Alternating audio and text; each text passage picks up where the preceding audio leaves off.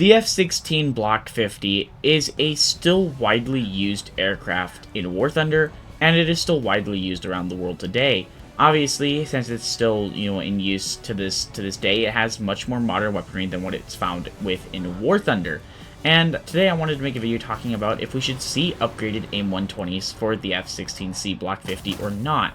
Now, personally, it can indeed carry the upgraded AIM-120B and AIM-120C models, but I don't actually think the F-16C Block 50 should get it.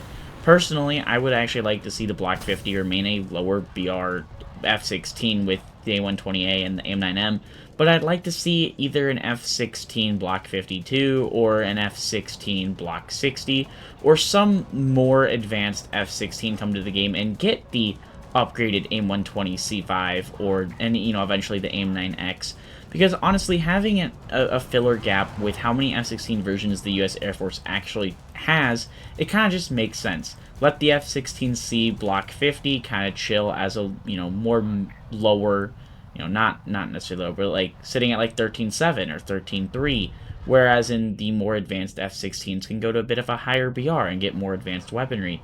The F-16 is definitely not one that is a true competitor in top tier currently. The Block 50 does get the AIM-120A, but it only carries 6 of them. It gets okay missiles, or it gets okay radar, and so it's just kind of one of those aircraft that it's a, workhorse.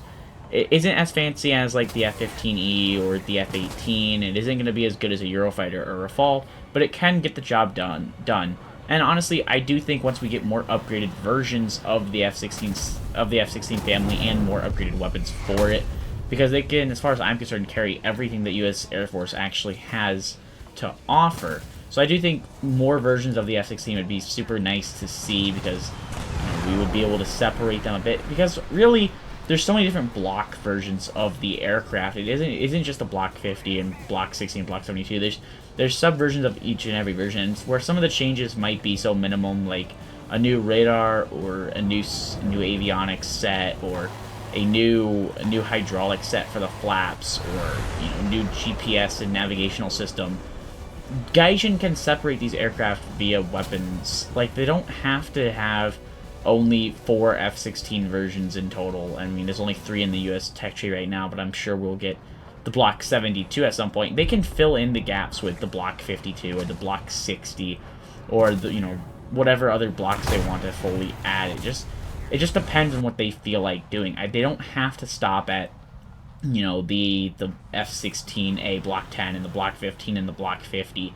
They can add these more advanced F-16 versions, and then you just use weapons to kind of separate them, especially if the upgrades, from like the Block 52 to the Block 60 are so minimum, being just maybe new engine systems, engine cooling, or new radar, like I was saying, just new RWR systems.